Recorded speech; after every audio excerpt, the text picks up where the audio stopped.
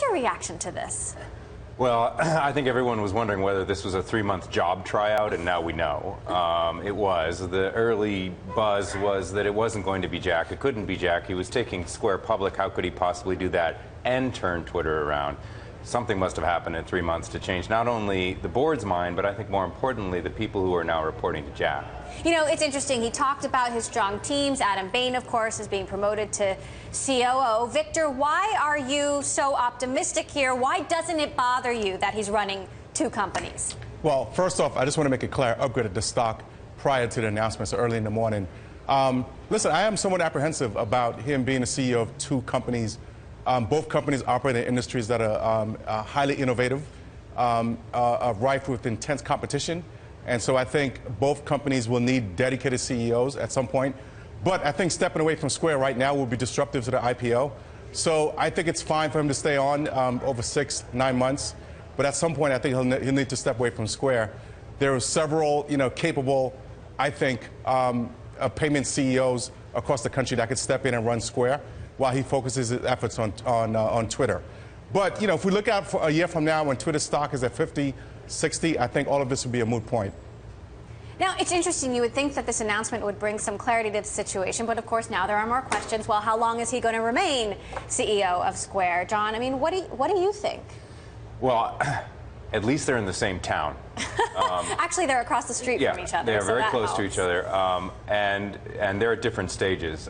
It really does depend on his team. And for me, the big question is, I mean, we got a chief operating officer role for Adam. That was a very important move, I think, to secure Adam. How long he can keep that team together. There was so much work done on the product, and it's about to pay off with Project Lightning and other things. They really were the work of Dick Costolo prior to Jack coming in as interim. So we'll see how that pans out. If it gets very difficult, it might get harder again. Dick Costolo, however, stepping off the board, and Jack Adam insinuating that there is going to be some more board shakeup happening. How will that play out? It brings to mind, of course, when Steve Jobs came back to Apple and basically changed the entire board. Yeah, I mean, they're putting their faith in Jack Dorsey to lead the turnaround of the company, but there's going to be a lot of challenges ahead. And like we were talking about in terms of the new Project Lightning, which is a way for people to see more tweets coming through. I mean, the product is incredibly difficult for people who are not really hardcore users to figure out or find entertaining.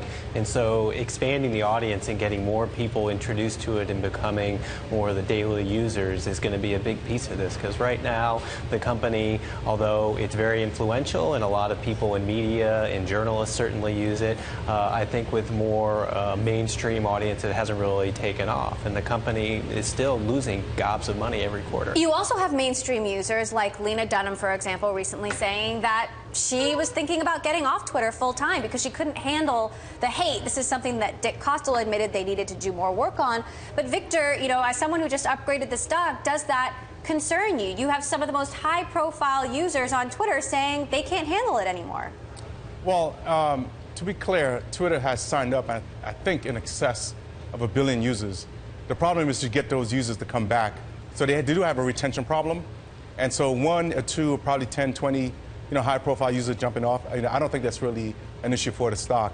I think it's just get those additional 700 million users to come back to the platform to use it on a daily basis. So retention, more incremental users, and getting those users engaged on a daily basis, I think is the issue for Twitter going forward.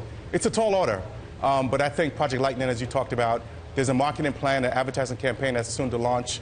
There's a Google integration, I think that'll get deeper over the next several months. I think those 3 should help in 2016 get more users back onto the platform and get them more engaged.